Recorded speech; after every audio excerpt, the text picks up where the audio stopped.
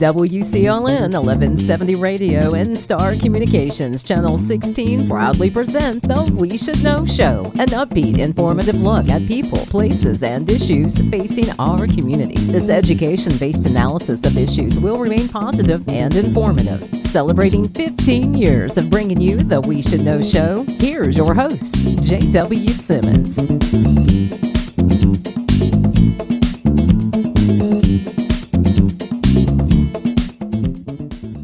Welcome back. We Should Know That's on there. My name is J.W. Simmons, your host. I want to thank you for being with us today. We're coming to you on Star Communications TV, Channel 16. We're simulcast on WCLN Radio. And I want to mention also, you'll see the show pop up on the Sampson Independent side as well. I want to thank Sherry Matthews for cracking the door for us there, and also thanking her for being a guest and what she does for the community. Today we're talking about education. I always love to talk about education. I'll start with Mikasa Melvin.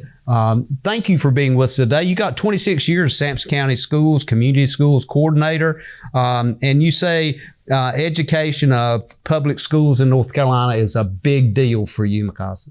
Yes, my parents were educators. My grandparents were educators, so education has just always been really important in our household. And as I got older and started to have kids of my own, I've totally become an advocate of public school education in North Carolina as a whole. It's my home, and that's where I want to see the best education happen. Dr. Jamie King, you've been on many times before, Superintendent of Sampson County Schools. Started here in Sampson County in 2023, July. The reality is we like what he just said. We do. Yeah, and because I think the more people we can get enthusiastic and understand that education is a problem-solving thing. It's a thing of a futuristic thing. It's a thing that keeps us together. So I want to start with something, Jamie, and I'll start with you because you're on the board of this organization called Student U.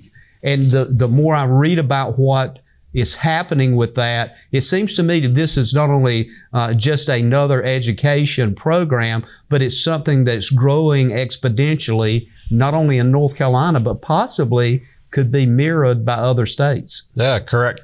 So community schools is not a new thing, right? It's not a new program. It's been around for years, right? Really developed out of the Rosenwald schools, right? That were built in the South, right? For Black and African-American students when they weren't allowed in public schools, right? And so as schools began to integrate, community schools kind of moved out west to California, and kind of really began this movement of communities having more input and say in their schools, right? And I think that's what we all want, right? Yeah, we want families and parents to feel like the school is their school too, sure. Right? And so that's kind of, the background of community schools. It's not new. It's been here. It's just kind of retwisting it.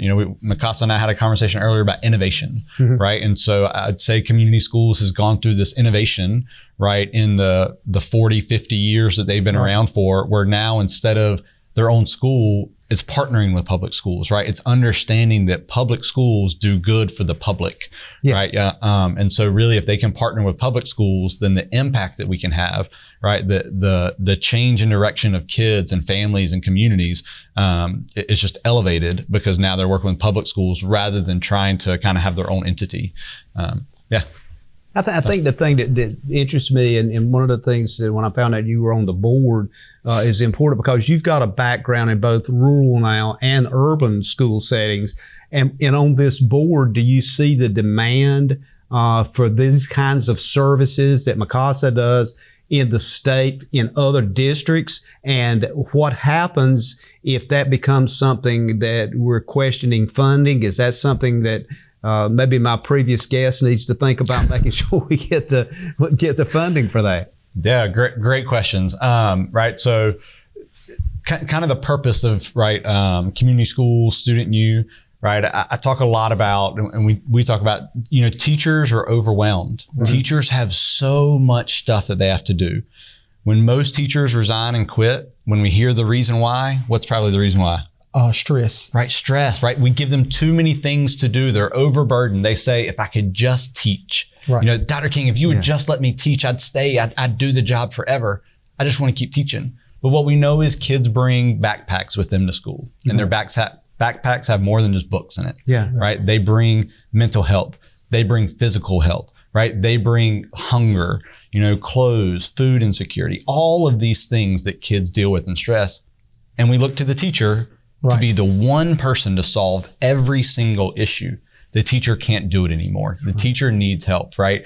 And so community school student review really brings in this Mikasa, right? This community person who knows how to plug people in. I say all the time, teachers would climb a mountain if they knew how to, right? To help a kid out. Teachers get in this because they love kids. Yeah. But teachers have no idea where to go when a kid shows up and doesn't have food, right? A teacher has no idea where to go when kids show up and have dirty clothes. Right? Teachers want to help, but they don't know how.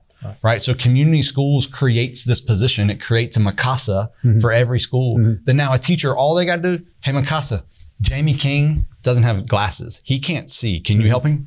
Mikasa, I got it.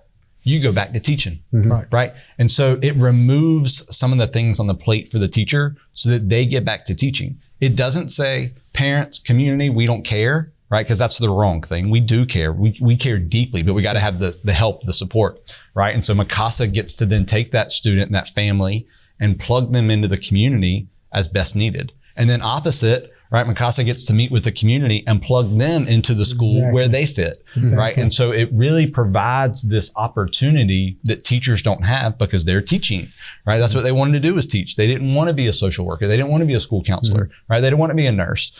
They want to be a teacher. And so we're really allowing teachers to teach. And then Mikasa gets to come in and provide all these extra supports, but Mikasa doesn't provide them. He plugs them into the community that's already providing them. So it's just a great resource, a great program that helps us help kids without giving more to teachers, with really giving teachers the tools that they need to both teach, but also to help students.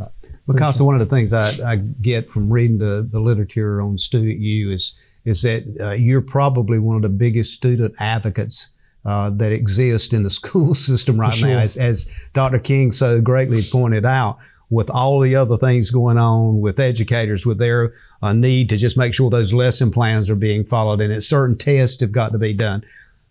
That advocate, which when I'm looking at what you're doing, is probably the key role. So the question would be, you're kind of operating now within the Lakewood School District. Yes, sir. Is this something Student U, and both of you can answer this, is this something that Student U, the organization that you're working with, is looking at expanding throughout not only all the districts in North Carolina, but particularly groups of schools like in Sampson County, for example, the Midway area, the Hopton area, the Union area?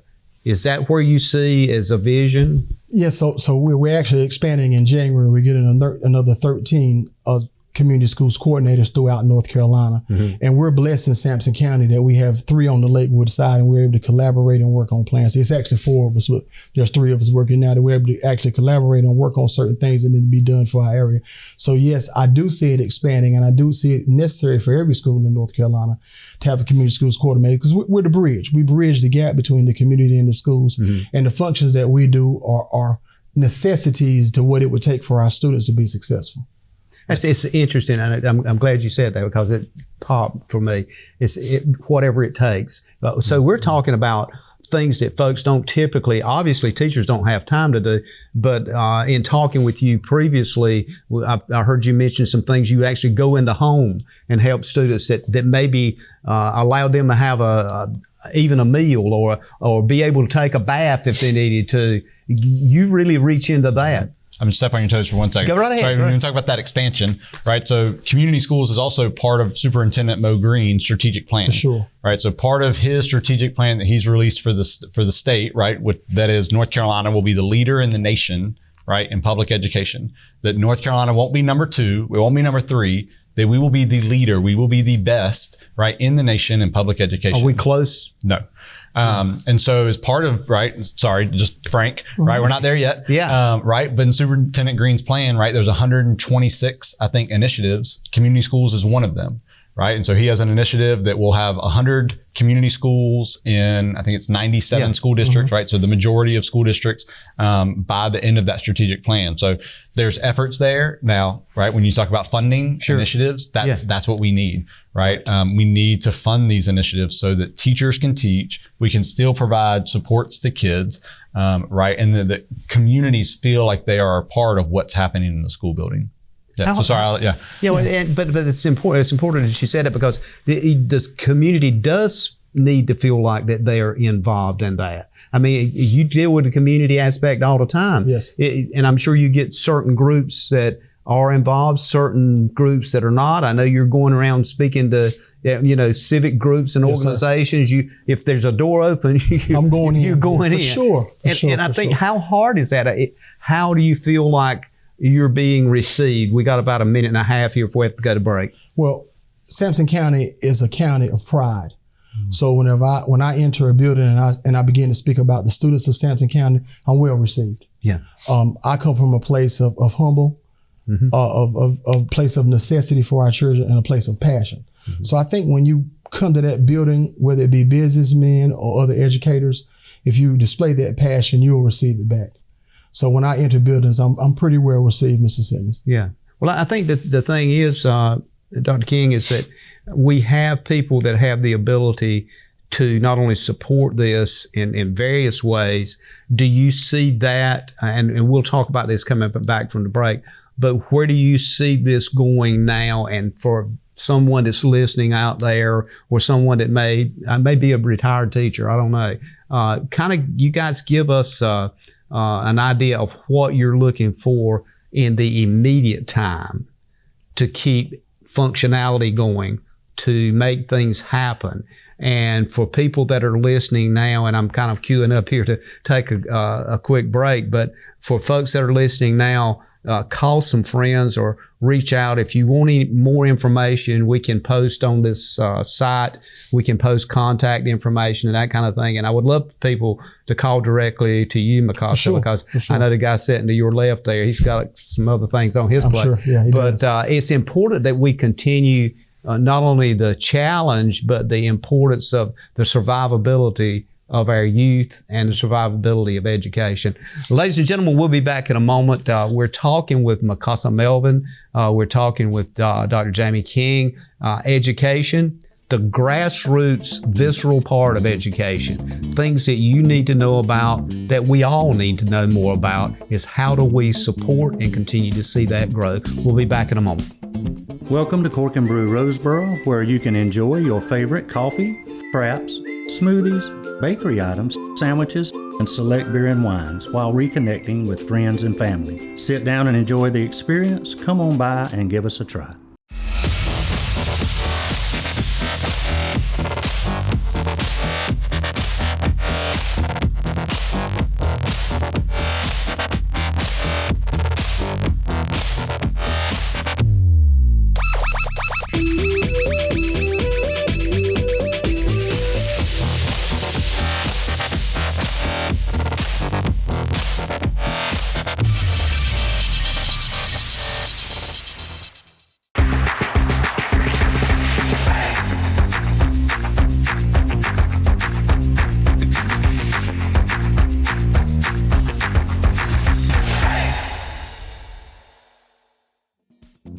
Welcome back, ladies and gentlemen. We Should Know's on there. J.W. Simmons here. We're talking about public school education. We're talking with Mikasa Melvin, who's a community coordinator, talking with the superintendent of Sampson County Schools, Dr. Jamie King.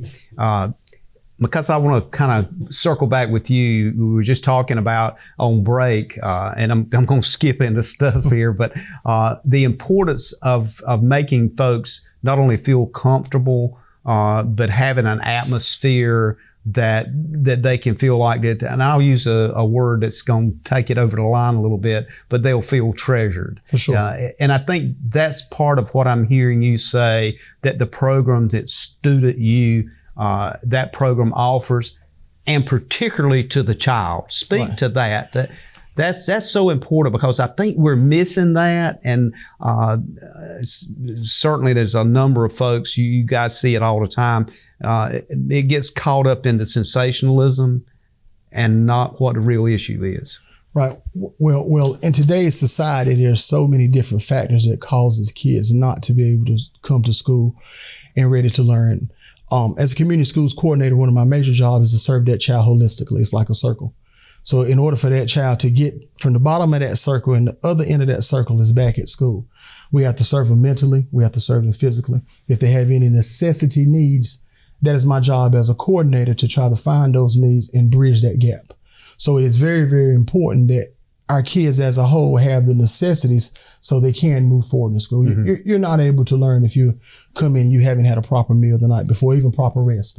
Or if things have been going on at home that's out of your control, just like Dr. King said earlier, you carry that book bag with you and it just doesn't have books and pencils in it. So we as adults and also as educators have to take in consideration that our babies are not walking in the door maybe the same way that you run your home. Or Mr. King runs his home, I run mine. They're coming from different situations. So I think that's one of the missing elements a lot of times is that folks tend to forget that everybody doesn't live the same, Mr. Simmons. Does that make sense? Absolutely, it does. Jamie, with that said, do you think as a society we're too quick to blame somebody for where a child is rather than to say, what can we do to change that, whatever we're seeing? And whether it's shoes they need or whatever it may be, or food, teachers see that. I had a teacher on some time ago, and she is one of our teachers of the year several years back. And she said she could look at her classroom and she can tell, I can tell you who had a bad night. Yes, sir. And I thought, well, what did they go to sleep? And she says, not just that. It's mannerisms. It's how they hold themselves. It's how they walk. For sure. Is that what we're missing here? Yeah. So it takes me back to a book I read probably in middle school, right? The Whipping Boy. Yeah. Right. And it's this prince who has another kid who gets beat for him when he gets in trouble. Right. And so the whipping boy can do whatever he wants. Right. But I'm the whipping boy. Right. So Mikasa's the prince. He can get away with it because I get whipped when Mikasa does the trouble. Right. Really good book. So it reminds me of that when we talk about this. Right. Education has become the whipping boy. Right. Yeah. Public education has become where we send all problems. Right. And so public education, we're supposed to teach kids and educate kids. That's our main purpose. But then in the 80s, we started feeding kids, right, in a school lunch program, right? Then we started adding nurses, right? And now we require vaccinations for certain grade levels, and kids have to have those or they can't come to school. We now add mental health counselors, right? And so I say all that to say that in education and public education, we've been given more and more tasks, right? And then public education is the one that everybody looks at and says, well, public education's broken. It's their fault. Right? The kids are acting this way. Well, point the finger. Right. Well, let's think about all the things we're asking public education to do that's different than we asked them to do in 1950 or 1960. Right. And so I say that public education has become the whipping boy because it's become the thing that everybody else can point their fingers at in the community and say, that's not working. Right. Well, that's not working because we're not no longer doing what we were supposed to be doing. We were supposed to teach. That was it. Right. Nothing else. Exactly. But now it's become the community center, right? The hub of the community, which is why we then need community school liaisons, right? To help us with doing all those other things, right? And so I think it's just become this look at schools to be the problem solvers. And that's great, right? We want great kids. We want good people to graduate. We want them with good mental health capacities, right? But then we have to have the resources to do those things, right? And so I think that's where in education with teachers, right, we all get very frustrated because we see the need, right? We see it day in and day out of all of these kids who walk in our buildings, the staff members who work in our buildings, right, and need a little bit of help and a little bit of support. But then we need General Assembly, we need funders to understand that and understand why we need those supports, right? It's not about holding kids' hands, right, and rubbing their back. Right. Our kids have trauma, right, that they deal with directly head on every day. It's not a pat on the back that Mikasa's giving. Yes. Are there kids he fist bumps in the hall? Yes. Yeah. But that's not his job, right? He's doing deep work with families, with communities to get them access, right? Because again, if families knew how to get it, they would have already gotten it. Right. Right. And so Mikasa works as that kind of guide, that signpost to help families. He is the resource to get them what they need. Mikasa, when we're talking about this, let's kind of follow that thread there for a minute. Is that you see students, and we've mentioned hunger, we've mentioned the home environment, whether it's violence or whatever's going on. Right. With your role, do you ever go into a home or a house and go, there's something really, really wrong here? And where does that cross a certain line that you feel not only responsible, but compelled, I've got to do more. I've got to make sure that's because something here is very nefarious. Well, to be perfectly honest, we don't go directly into homes. I deal with my kids within the school setting. Yeah. And we're blessed to have guidance counselors at all of our schools. Yeah. So I'm just like an educator. I know my babies. When I walk my halls, I know how JW acts today. Right there. I know how he acts. I know how Jamie's going to act. If I come in one day and I get ready to give you a handshake or a five and you're apprehensive, then I know you well, you're my friend. Even though you're that tall, I'm going to ask you, what's going on? Is everything okay? And I build a rapport somewhat with most students that they'll have that conversation back and forth. But if I feel like that it's something that's outside of my hands, I direct it to my guidance because those ladies know what to do and what direction. So that's how I kind of handle things in that. Now, putting it together. Yeah, putting it together. But my job as an educator and an advocate for students is when I see wrong, I let people know wrong has been done or I feel like wrong has been done. And Jamie, this is a question for both of you. So with that said, do you feel like you have, and I'm pretty sure I know what the answer is on this, that you have access to the internal resources to include the office of the guy sitting to your left? I think I do. I have support. Mr. King has done an awesome job of being inclusive in every conversation that has to do with community schools. And he's an advocate for it. Yeah. If he wasn't, we wouldn't have it in Sampson County. Sure. So yes, I do. Totally. All the time we could use more funding in different situations, and me and him have had conversations about different fundings. So yes, we could use more support, but as far as the office that he's holding, he's doing an excellent job of supporting community schools. But I think it goes to that, right? Like we have to think about it differently, right? And so if we think that this model works, right, how do we fund it, right? And so those are the conversations that right? Mikasa and I may disagree on some things, right? For sure. But we both agree that we got to find the funding, right? There's not a reason to say, oh, we don't have it, let's move on. Well, no, we need this. So now what are the solutions, right? So now let's really put our heads together and think of, okay, where do we cut? Where do we trim, right? Is it worth, I'm not saying that it is, right? But is this position worth it? That principals would say, you know what? Cut one teacher position in my building, right? One whole teacher position so that I could get this. I don't know yet. And I would argue that we haven't implemented the model well enough yet to know if it's worth it.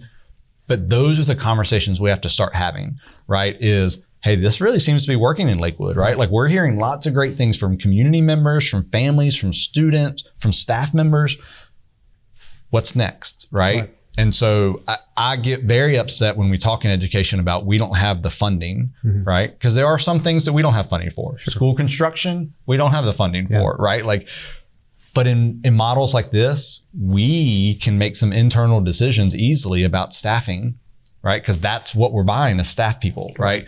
But I'd argue it's about the right staff person, right? Community schools is a great model, but if it wasn't for Mikasa, it wouldn't work, right? If it wasn't for our other community schools coordinators, it wouldn't work. And so, we in education, we do really well about purchasing programs and implementing programs. Community schools, Student U is about people, not about programs, right? It's a framework, and Mikasa gets to run his Student U, right? How he sees best fit for his community.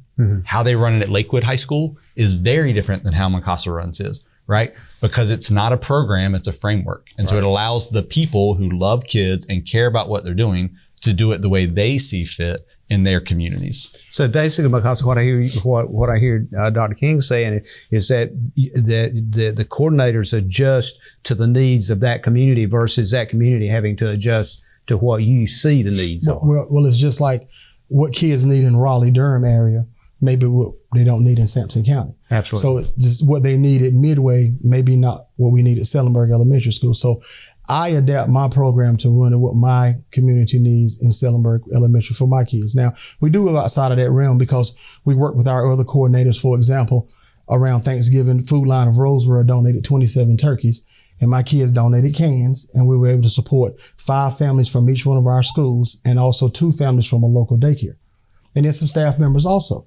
So we made that an inclusive program that went across the whole Lakewood district. But at times I do programs that's just associated with Sellenberg Elementary because that's where the needs need to be met at that time for us. So we do a good job of collaborating across our Lakewood district, but then also working within our schools to make the program run properly.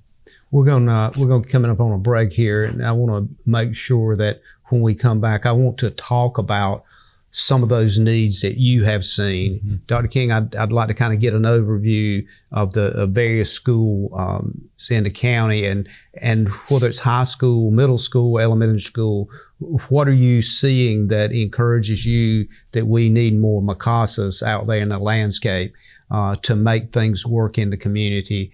And there's a bunch of literature on that. I don't want to get into what I've read, but we'll be back. Ladies and gentlemen, we'll be back in a moment. We're talking with the superintendent of schools. We're talking with Mikasa Melvin, who is a community coordinator, about things that you may have some thoughts about, but you may not know all about. We'll be back in a moment. How can your friend save you money? It's easy. Refer a relative, coworker, neighbor, or friend to Star Communications. Friend signs up for high-speed internet service. Friend's new account is confirmed. Friend gives your name to our service representative as the one who referred them to Star. You receive a $30 internet credit. It's just that simple. And even better, receive a $30 internet credit for every referral that results in a new confirmed account. High-speed internet from Star Communications. Refer a friend today. Providing less, you froze up, and more presence in your presentations. Providing a better internet experience. Providing possible. If you run a business, you need sales. To get sales, you need customers. To get customers, you need exposure. Let our team of experts craft and produce the perfect video ad to reach your intended audience while making the most of your advertising dollars. Call 1-800-706-6538 or visit starcom.net to contact our Star Communications production team and get your business moving to the next level.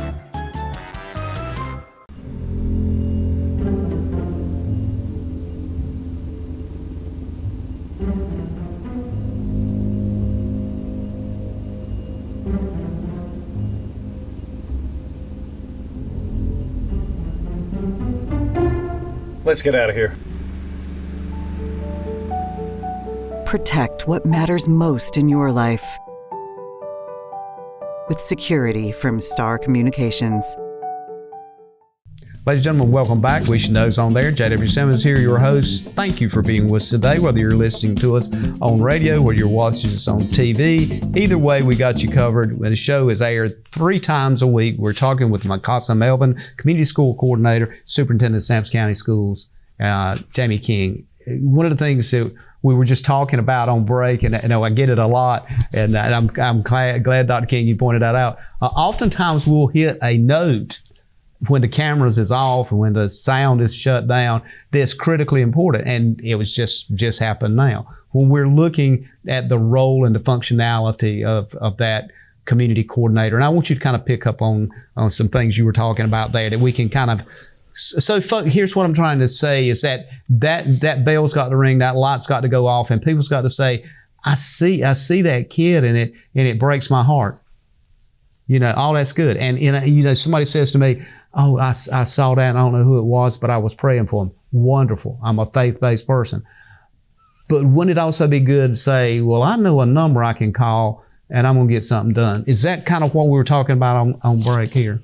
Yeah. Yes. So the way that it typically works, that if a need, for example, I had a community member to call me the other day, and they said they happened to see some kids walk in the neighborhood with no coats. Yeah. Well, they were able to call me. I know personally one of my former student's mother. She gave me a call and I said, I'll find out who it is. So immediately I have a coat closet in my FRC, which is my family resource centers where I have coats and clothes for kids.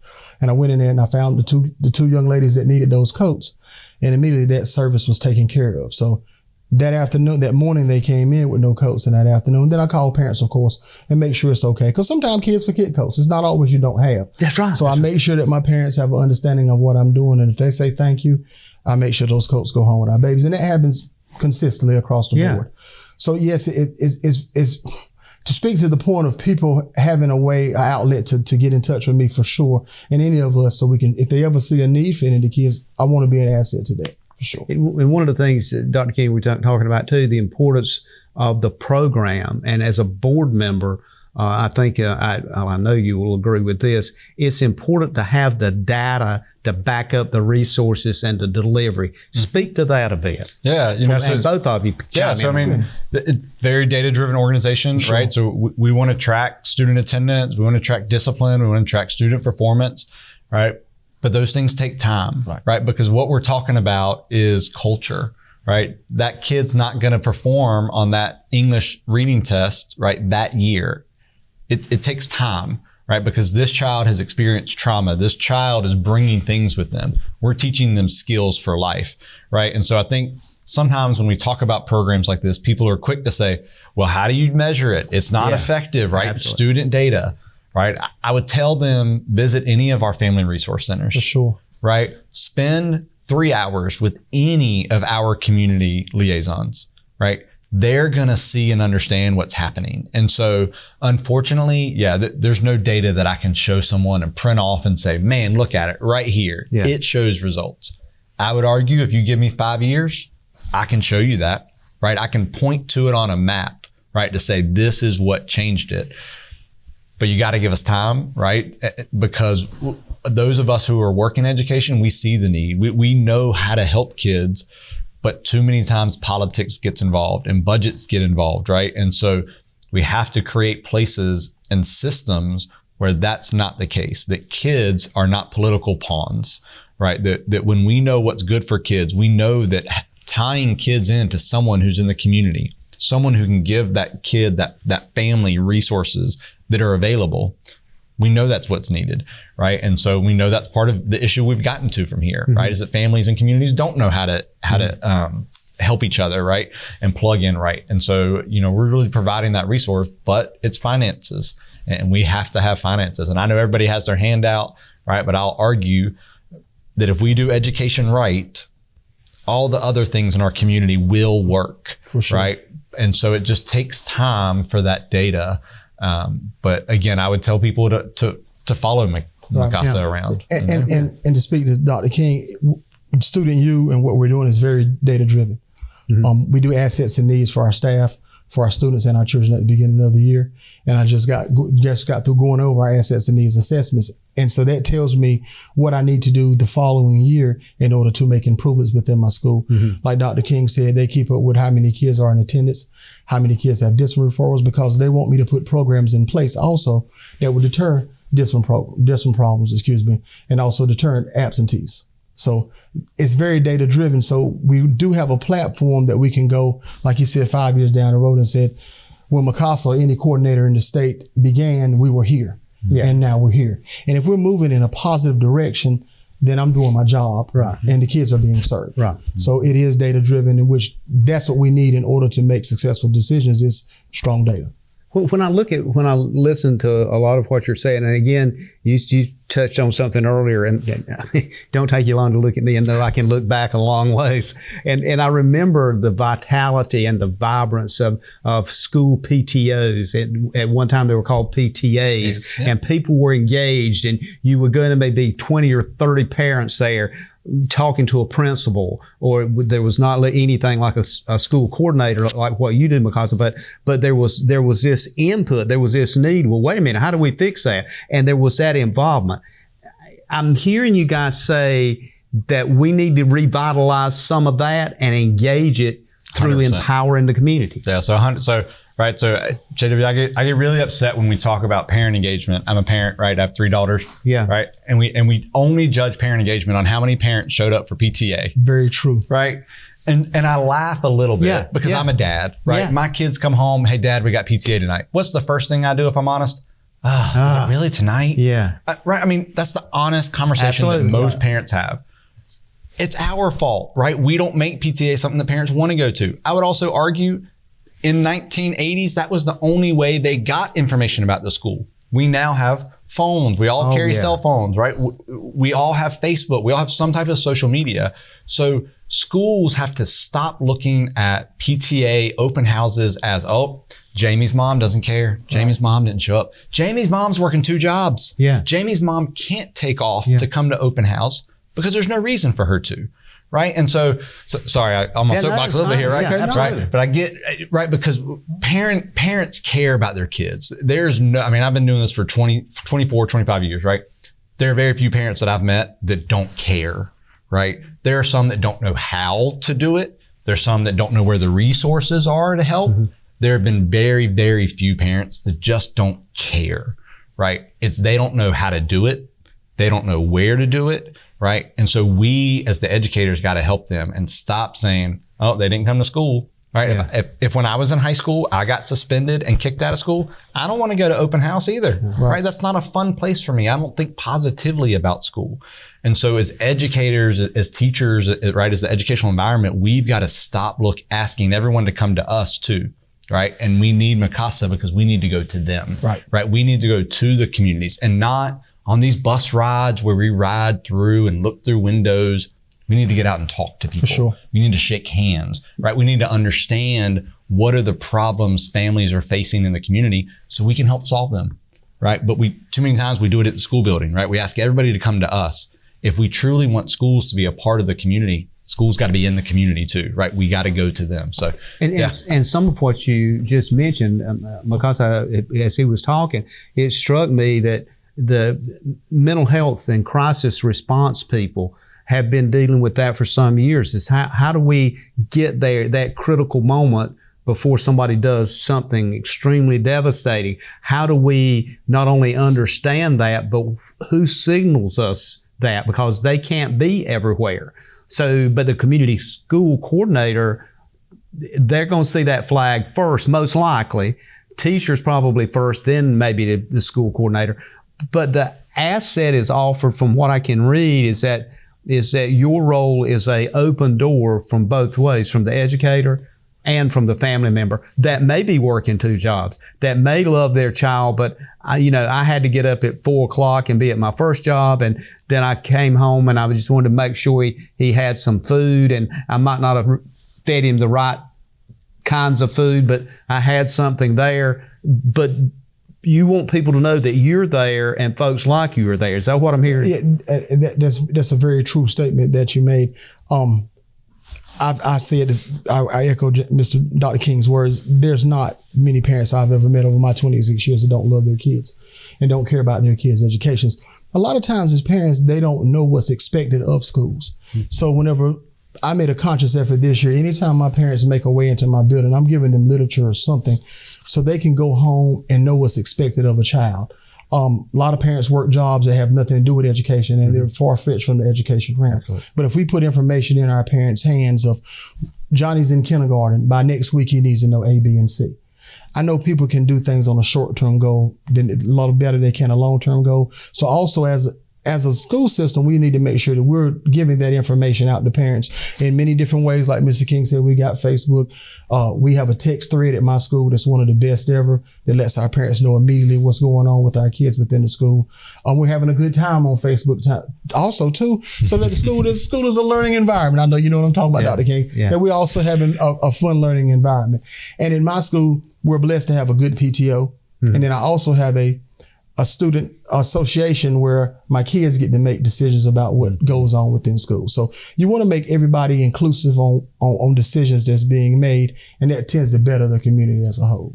And I think that, Jada, if you don't mind, I think that's a huge part, right, of why we looked at Student U, and right, because this kind of involvement of everyone, right? And so as part of what they do at their schools, right, they create an advisory team, right? That's a community advisory team that's made up of parents, students, staff members that are all working and talking together about how do we improve the school.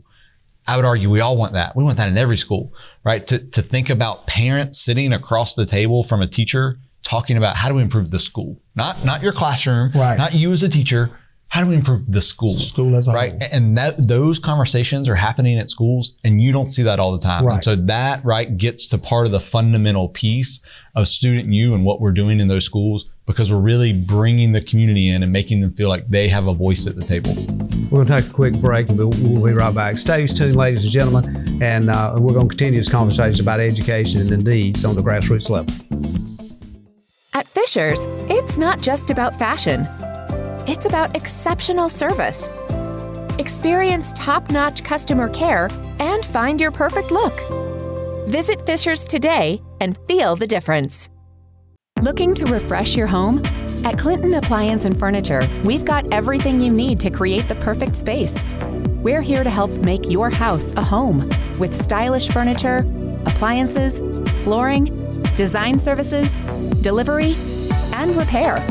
Visit ClintonAppliance.com to explore our selection, or visit us at 401 Northeast Boulevard in Clinton. Shop local. Shop smart. Shop Clinton Appliance and Furniture. At the Reedy Mark, we take pride in a unique, distinguished customer experience. We specialize in handcrafted cocktails, allocated bourbons, as well as gourmet signature food items exclusive to our menu at the Reedy Mark in Roseboro. The average American household has 17 devices connected to the internet. With more and more devices able to get online, you may need to increase your internet speed. Call Star Communications today and let us help you select the package that's right for you.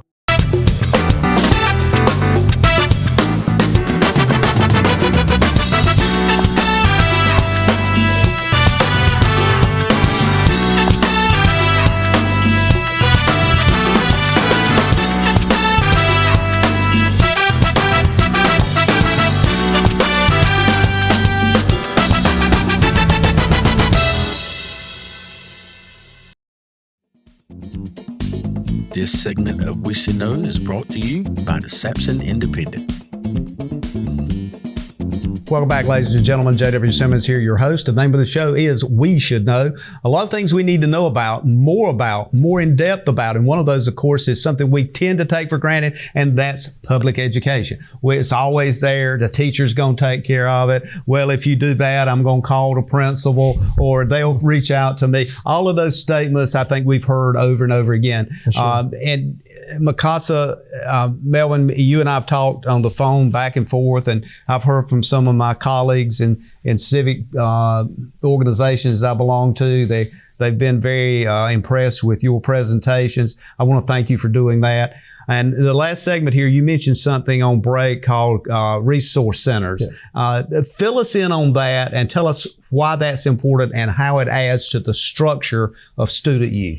So my Family Resource Center, each one of us have them at each one of our Lakewood District schools, Roseboro, Sellenberg Elementary School, Lakewood High School, and also Roseboro Elementary School. And in our Family Resource Center, it's a hub for the entire community. So in that resource center, I have computers in there that my families can come in and look for jobs or look for housing or anything they may need. Also, I have a food pantry within my Family Resource Center. If any family needs immediate help, I can help them on the spot. I also house my Book Pack Buddies program within that Family Resource Center that I can feed children every Friday that go home, so they have a little extra to make it over the weekend. Sure. So that Family Resource Center is the hub of where everything begins. And that's my office also. Yeah. So that's where all my good work starts from, is behind my desk at my office, making communication with folks to make the program work well. I like what you mentioned earlier. I think it might have been off camera, but you talked about that unit that you're in is surrounded with all of those mobile units that we wish that we had built the school bigger, right. And now everything's nothing in circle but mobile units. With that said, Dr. King, I want to segue to you because you're in the final stages of structuring and bringing together a huge high school that's been needed for years. Yes. And the sad thing is, because of a few million added, we're going to have to shrink that plan. Tell us about that, and what can folks do to help you not shrink that plan? Because as Mikasa pointed out, if you look 10 years, even 10 years, there's going to be those mobile units. I'm so glad you mentioned that because you see them everywhere. Tell us what we need to do. How can we help you as a larger society? Yeah, great question. Thank you so much for giving me the opportunity. Right. I think the help is funding, right? We need money. Right. I don't know a better, easier way to say it. Except we need to find, somewhere in the ballpark of 4 million, upwards of, if we really want everything, our football stadium, baseball fields, all that, upwards of 10 million. Right. And I hear people say, oh, it's the contractor. Oh, you've designed this beautiful building, right? We've cut $8 million from what we designed so that we can try to get as bare bones as humanly possible. Right. And so that means cutting out card readers, right? So instead of having electronic cards and electronic locks, you have regular keys, which most people say, oh, no big deal. Right? Think about the size, the number of classrooms. And student safety. Think about safety that with electronic locks, you can hit one button and lock every single door. Right? You can have massive control over the safety of a building, right? But people hear, oh, that's almost $1 million, right? To key fob every door. You're right, it is. Yeah. I'm gonna keep your kid safe, right? Yeah. How much is your child worth? Right. And so, but that has to get cut, right? So that's in the $7.5 million that are cut from it. And so, right. So it's now if we really want this as a community, if we really want this, right, we've got to put some funding behind it. Our county commissioners have put some funding behind it. We as a school district have put funding behind it. But now it's what's next, right? And so it's really looking at, we really have now until I just had a meeting today, really till probably end of March to figure out what is our funding. Because at that point in time, we can't move forward. So because you either got to lock it in or walk away. Right. So, kind of come March is when we start to put things out for bid, and we can't accept a bid and sign a contract, right, until the funding is there. And so we kind of really have 3.5 months to really try to knock on doors, talk to people. I'll accept 50 cents and I'll accept 50 million. Right. Absolutely. We'll accept any type. We're still having discussions about, how do we get there? Are there other funding sources? Are there other grants we can look at? The issue is just, it's hard when someone's already giving you 62 million, right? People look at that and they're like, oh, well, that should be enough to build a school. No, it's not. Right. It's also not Sampson County, right? When I talk to every other superintendent, right, 62 million that comes with the grant builds the school. Yeah. Does not build the parking lot, right? The HVAC unit, right? All those things. It's really the building. And then you as the local entity have to come in with all the others, right? And I don't think any of us want to give a half-built building for Hopton, right? I've said from day one, I want a complete building. Absolutely. I want those kids. We talked about it on this show. Yes, I want those kids in that community to have everything that they deserve, right? And the best feedback that I heard, and I don't mean this in any negatives, right, was when we presented the plans out at Hopton High School, at the football game. A community member came up and saw the plans and they said, oh my God, it looks better than Midway. And my heart sank, right? Like that's what that community thought. They thought they were going to get a less than. Like it was a challenge or something. Right? Like they thought they were going to get a less than product. None of our communities should feel like they're going to get a less than product. And so, right. So I say again, sorry to go on that tangent, right? No. But we need community members. We need business people. We need someone who has those ties to help us figure out how do we get 4.5 to 10 million, right? 10 million, everything, right? We can kind of have what we want. And the school that's needed. I shouldn't say just what we want because that makes it sound like it's extra. It's not extra at all. I'll be glad to sit with anybody and walk through our floor plans with them. Sure. There's not extra there. And we just want to make sure though that those students in that community feel as much pride as Midway had when that school opened, as Union had when that school opened, right? That becomes the hub of their community. That becomes the figurehead, the point of pride and the point of emphasis. And I want to make sure they have a building that they love, right? Not a building that they look at and be like, oh, well, that's all we could get for our money. That's not how we should look at schools. What I hear, I'm sitting listening and I'm thinking, folks much younger than I, if they've got children maybe now in elementary at Hopton or middle school, they need to really think hard about what you said because you need not only local advocacy groups and people to come together. But you all also need to think about if somebody knows a philanthropic organization that has huge amounts of money that they need to do good things in the community with, to bring that to you now. Yes. So, I mean, they don't even have to reach out. They can call you and you'll reach out to them and work with them. So I think we're at that precipice. And one of the other things that struck me that folks, I want to repeat so folks make sure they hear this, is March is kind of the tipping point. So if we hit March and it's pretty much done, we're going to lose that 7,000 square feet up front of learning space that will be critical, Mikasa, for folks like you in the future to make sure they have the room so they're not into that nest of mobile homes out there. Sure. Mr. JB, I know that schools bring a sense of pride in communities. Absolutely. Everybody in Sampson County loves to go to their favorite football game and display their clothing and their colors when they go to Walmart and say, my child goes to Lakewood, my son is the quarterback at Midway. So the same plea that he's given for this, for Harvard, is the plea that we have for all of Sampson County, because all of us take pride in our little sections of Sampson County. So I applaud Dr. King for his efforts to try to build this Hopton, long overdue. And when it is constructed, I'm sure they will feel a strong sense of pride because there's been love and nature put into it. One of the things I'd mentioned too, Jamie, I would just listening to you and of course Mikasa is that for folks that own property in that area, this is huge for them because the better this school is and the finishing point is just going to increase that property value tremendously. Sure. It's good for the faith-based community up there. And let's face it, we are so blessed to have every corner you turn, you can just about see a steeple. Amen. So if you want to come together and look after and grow your community, let's get the structure in place and make sure the resources follow.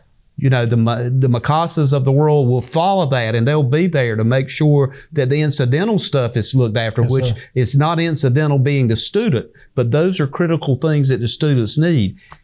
I feel your passion, and I'm just trying to figure out what doors have we missed. What would you recommend right now for folks listening? What did you want them to do today, tomorrow, next week? Definitely before March. Yeah, I mean, I think, ask your neighbor, ask your president of your company, right? Who's your boss, right? What church do you go to, right? Yeah. Any of those things. I mean, again, back to community schools, right? It's bringing that community back into the school, right? Hopton I think the story is awesome that Hopton was originally built, the original Halls, right? High school was built from farmers coming together, collaborating, thinking we need a school and building it, right? We're at that time again, right? Where's that passion? Right. I need our community to sense where we're at, that I'm asking for help. I need help. That's hard for some of us to do sometimes, Absolutely. right? But I need help in finding the funds. We need help as a school district in finding those additional funds, because what we don't want to do is give a less than. What we don't want to do is turn our back and say, it's okay. This is what we wanted to give you. We'll get by. But this is the bare minimum, right? Yeah. Because what we know has happened, right? When we built Midway and Union and didn't build them field houses and didn't build things, they never get built, right? Because other things happen, right? Boilers break, HVAC systems break, and you got to move on with other things in the system. But I don't want us to start with a leg down, right? Our students deserve the best. I talk a lot about the best. Our students deserve the best. Our staff deserves the best, and our communities deserve the best. Build your school now, because tomorrow matters. It does. And we need to push forward with a slogan of some kind and brand it and pull those signs out, and let's knock on some doors.